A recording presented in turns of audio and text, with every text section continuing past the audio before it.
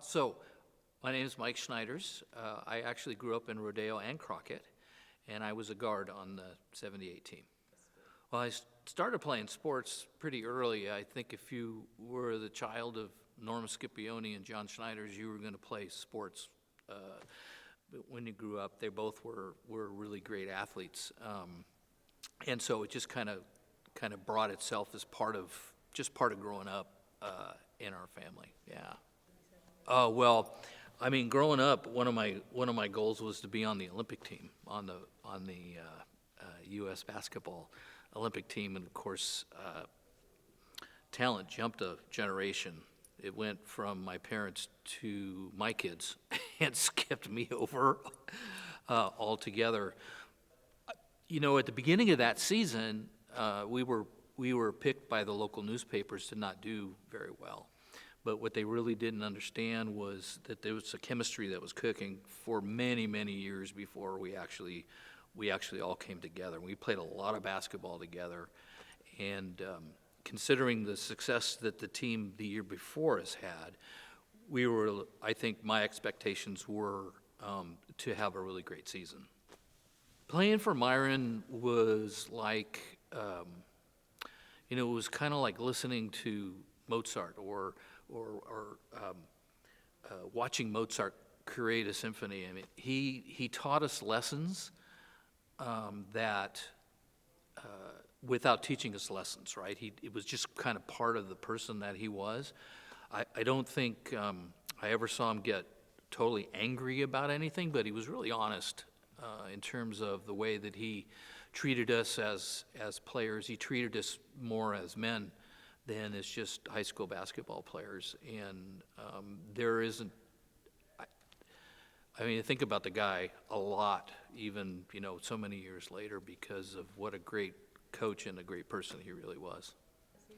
Well, I think as far as games go in that season, there's a bunch of things that really stand out for me. I think everybody talks about we refer to as a fluke game, right, against Vanden High School here after Coach Boyd in Vanden had said that the first time that we beat them was kind of a fluke, and the whole town and the whole school went nuts. We came in here to play that game late in the season, and you couldn't even hear Coach Erickson talk to us in a huddle because it was so loud. I think they set seats up behind the benches and everything else in that game. And that game was particularly special, I think, because, Paul D'Amelio, who probably was the best point guard to have ever played here at John Swett, spent the day in a nurse's office with 103-degree temperature.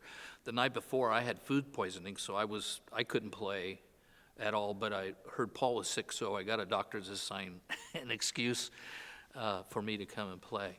But I think there's moments. There were moments, little pictures throughout the season. I can remember when we went to play in Vanden the first time, and they had won 33 straight home games, and we came out and we're warming up, and then they started playing "We Are the Champions" by Queen, and we were in line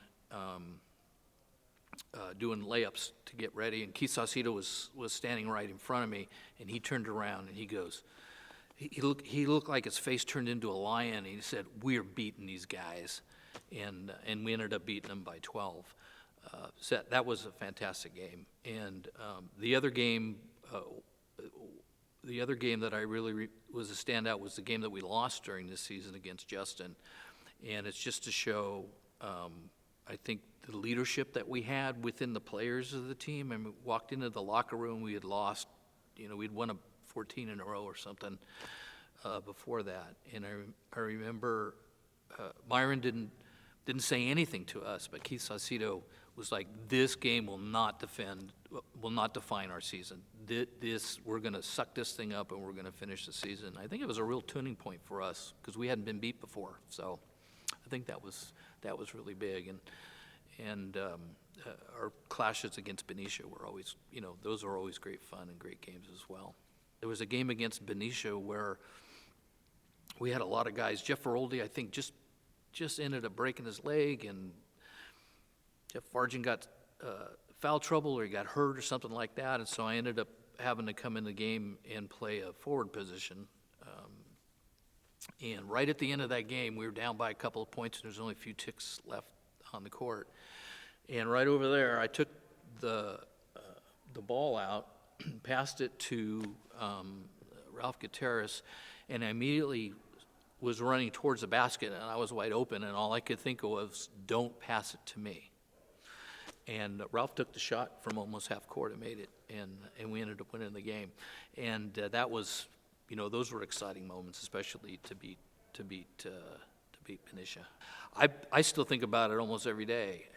I think when you come into high school, you want to have success as, I think as an individual athlete, but as a team as well. And I knew, John Swett didn't have a great history of winning a lot of games up to that point. And it just became magic, think about it all the time. The camaraderie that we had as a team, on Friday night home games, we'd all go out to pizza, in Terry Hills, and the way that just all came together. It was a perfect mesh of friends, teammates, and then when you take a coach who can take all of that, mix it all together, it was just fantastic. Yeah. I went to Control Data Institute, which we all remember from the old TV commercials. Your future is only a phone call away. And I actually went there with Tim Marion, who was one of our teammates on that school, on that team. And after that, got a job, in computers. Met my wife on BART. Started a family. Worked with a couple of friends of mine that we traveled to Nairobi, Kenya, and built a school there. And my son was a pretty talented soccer player. This is my claim to fame. We had a team that had an exchange program with a team in Germany. These were like 15, 16, 17-year-old kids. And in 2019, that whole coaching staff, which I was a part of, was inducted into the Vallejo Sports Hall of Fame. That's my claim to fame. I even signed my name on receipts, HOF 2019. No, I wish I had probably a little more confidence then, but being surrounded by friends and good coaches. We had pretty good coaches, especially at the varsity level. I don't really have any regrets about the sports at all. Sports really they're really important for kids that want to get involved and play because of the learning teamwork, learning how to win, learning how to lose, which I think is as important as learning how to win gracefully and to lose gracefully as well. So, yeah. As the team came together and as we started winning games, and I think the newspapers back in those days kind of helped because they covered high school sports pretty closely. We really kind of started to build a fan base, and most of the time you were just used to coming to a game and everybody's parents were, in the stands, and that was about it. So yeah, that was it was kind of magical. It was kind of weird, actually, Jeff, and I agree with you. It was, there was a lot of spirit that I think the school had that was built around the success of that team. But yeah, I agree.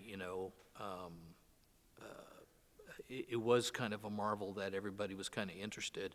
But I think though that once you came onto the court, that kind of just shut off, right?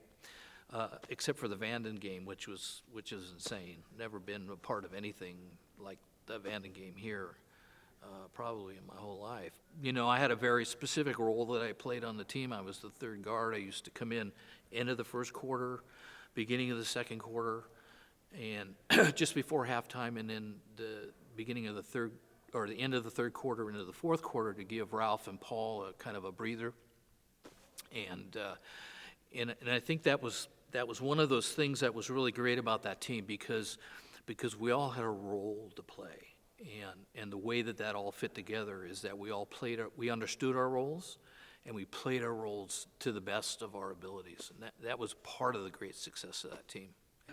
Yeah, Myron, he could be really, really tough on us, but I think he was really tough on us a lot of times because we really needed it, right? Bob Hay, who used to coach the football team here when we were in high school, there was a saying that was written across the ceiling of the weight room, and it kind of went like, never accept in victory what you would not accept in defeat. And I've always carried that along with me because it always makes you better. And I think that's Jeff, what you're talking about here is that we may have won a game, but we may have lacked in certain areas, and that's what we drilled on. But I think Myron built that respect, right? I mean, because we knew, I think as players and playing for a bunch of different coaches, we knew this guy was the real deal. Because after all those years of playing, he taught us things that I never knew before on the court.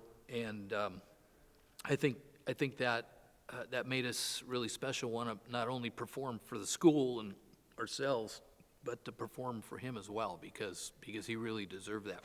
I know the varsity team before us. That was a pretty darn good team, with Keith and Len Buckley and some of those other guys. That was a darn good basketball team. They were a good team, and they played really well. But it was almost like when we came up to play with that team, you had Keith, played varsity for 4 years, and Paul DeMilio played varsity for 3 years. And he was going to make sure, number one, that we were in the best shape of any team in the league. I mean, he really grinded it in to us, because I think the team before was really good, but they failed a lot. Because we saw all their games. They failed a bit in the fourth quarter, and I think Myron wanted to make sure that wasn't going to happen to this team. And and it all fit together. Yeah, I think I hadn't thought about it that way, but I think you're right. In having the camaraderie that we did for such a long time, playing for district teams and getting to know each other, I think there was that. Early on, there was the barrier that was broken between Rodeo and Crockett and the rivalry and all of those kind of things. That was broken really early, and so having an experience of playing even an extended period of time that we did as players really made that, really helped bring that soup together. But I do think you're right. I think they had some great athletes on those teams, but they played everything, right? And with us focusing coming into basketball season, we were ready to go, right? And he didn't, and I think that was a big bonus. That was a big bonus for our team. There was guys on the team that were really good at a lot of different things, but I think just the way that he coached us and the way that he brought us together and the way that we practiced and the way that we started pushing each other really helped define us as a team and not a group of, like you said earlier, of really fine athletes, but just not gelled as a team. No, well, I didn't know that they were as good as they were. I have known George Schandelmeyer for a long time, and a lot of those other guys. I knew them, played basketball against them. They would come in and scrimmage with us, and we would have open gyms and those kind of things. And they were good. They were really good players, but I was not aware of, we were. The thing that I think we used to always hear is that, especially when we found out how good we were, that it had been 18 years before a team had won a varsity basketball championship, but I didn't actually realize that those guys were as good as they were. I mean, they scrimmaged with us. I remember before we started playing games, that team, or many of the guys on that team, scrimmaged against us, and Coach Erickson was like, you have to play this as a game. I'm going to count this as part of a record. Da, da, da, da. Well, they beat us in that scrimmage, and they were darn good players. They were really good players, yeah. Well, I have this little piece of paper here that I wanted to read, a quote anticipating this question about who is the better team. Dan Pizzotti, who was a legendary teacher here at John Swett, and he must have taught here, I don't know, 35, 30, 40 years. And after we won the championships, he sent a letter to Myron, and there was a piece in here that just really touched me. And what he said was, and this is a quote, he said, "I've seen the vast majority of our games for each of the past 34 years, and we have never had a more completely successful team." And I think at the beginning of the season when we scrimmaged them, they beat us, but I think towards the end of the season we would have beat them because we actually figured out who we were, right? And we had a lot of confidence. And so I think it would be, sounds corny, but I think it would be a split. But at the end of the day, I think we would have beat them if we would have scrimmaged them towards the end of the season. Because they were still pretty young guys by then. You know, they were in their 20s or whatever it was that they were. Yeah, well, I'd like to say that we were the best team ever, but there was just so much involved. So much involved in that it was an experience that, you know, here we are so many years later that it still feels like it's part of your life, you know, and playing here, I mean, most of our parents played here in high school. Most of our parents knew each other because they all went to high school together. And so it was really fun to see, you know, to win some games for them too, because they spent a lot of time here. And Jeff's dad coached my dad, you know, in club ball, and those relationships I think are really special.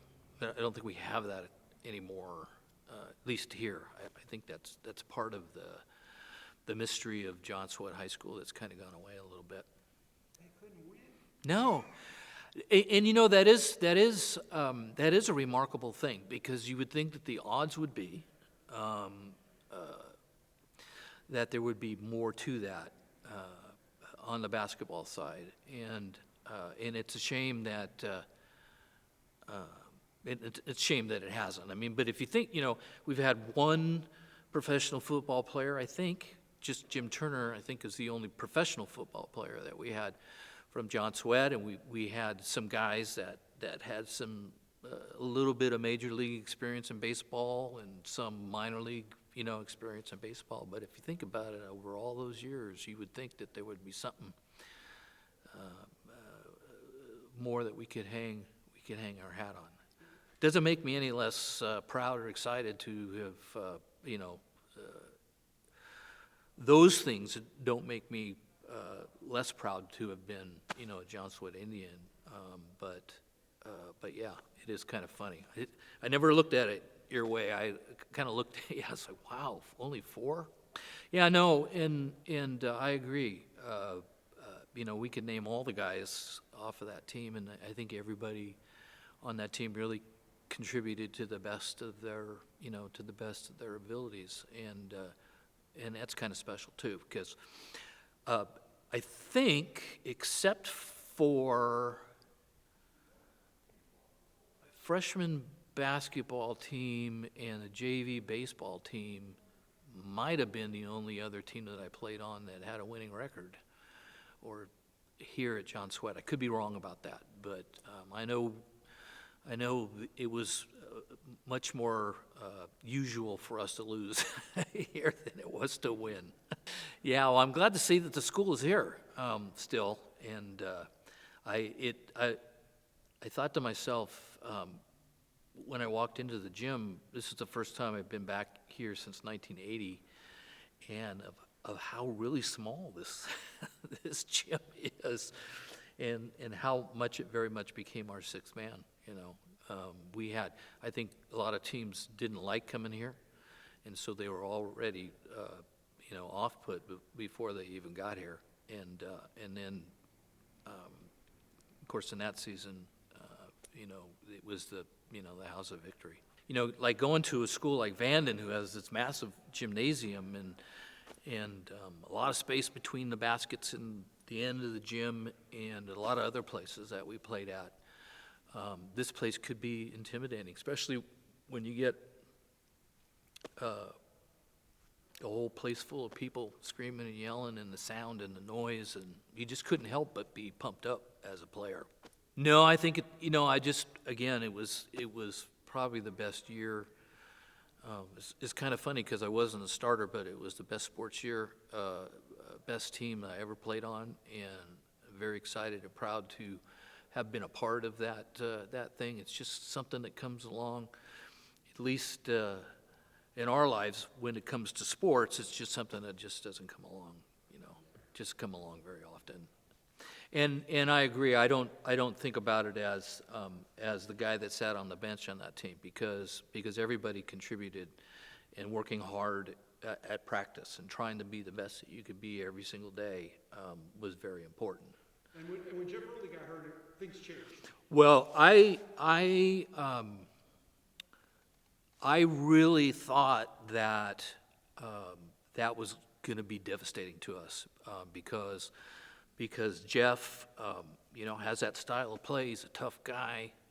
Sometimes you need to put that tough guy in there, right? And then we were now thin on the forward side, and I think it did change roles for some people on that team. But to say a lot about the team, we continued to move forward and figured out how we were going to do that. But yeah, losing Jeff Aroldi was just absolutely horrible in my mind.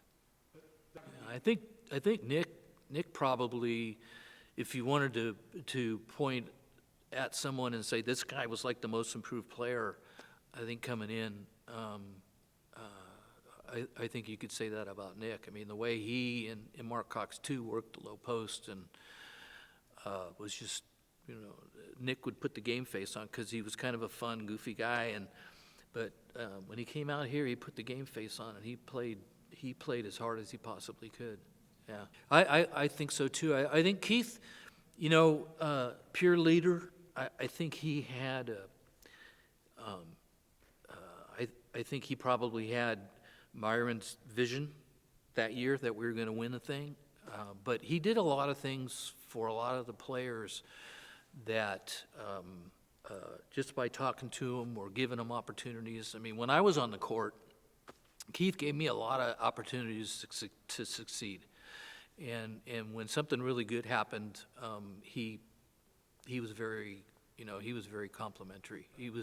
I had a lot of respect for Keith and the way that he managed his game and how he was very unselfish. I mean, the one playoff game, the first playoff game that we played here, I can't remember exactly who the opponent was, but they came in here and they played a box and one defense, and the one was on Keith.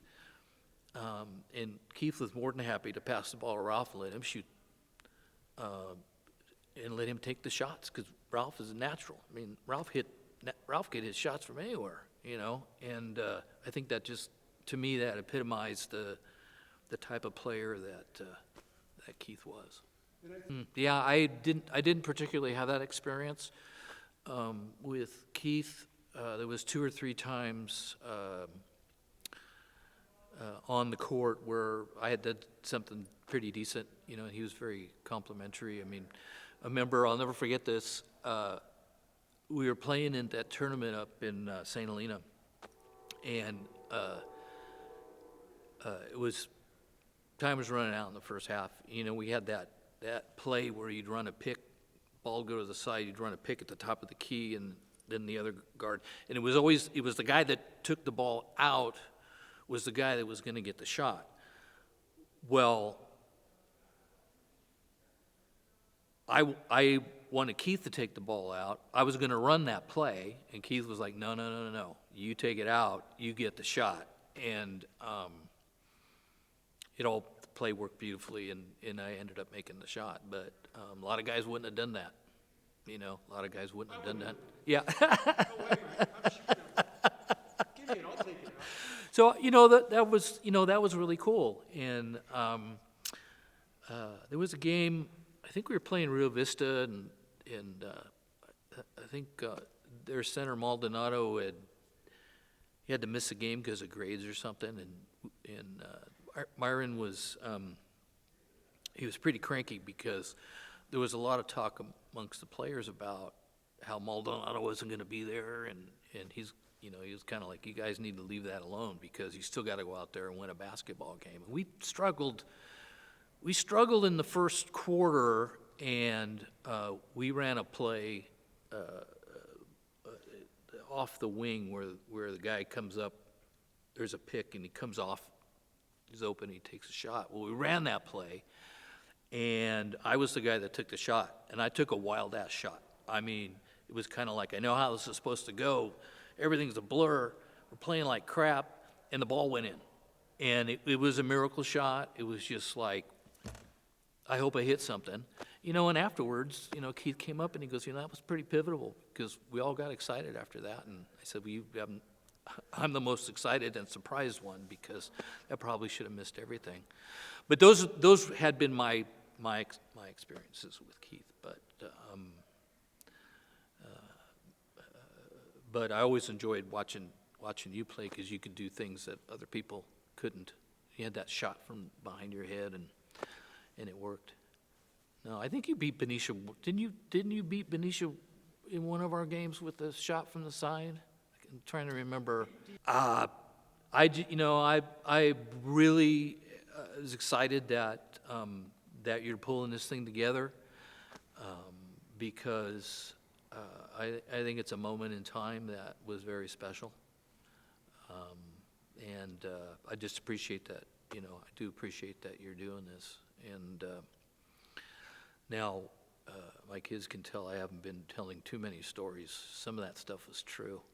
I think it was Winston Churchill who said, history will be kind to me because I plan to write it. Carry Donnie McGarrett's quotes with me. Oh, there you go. Probably the only one.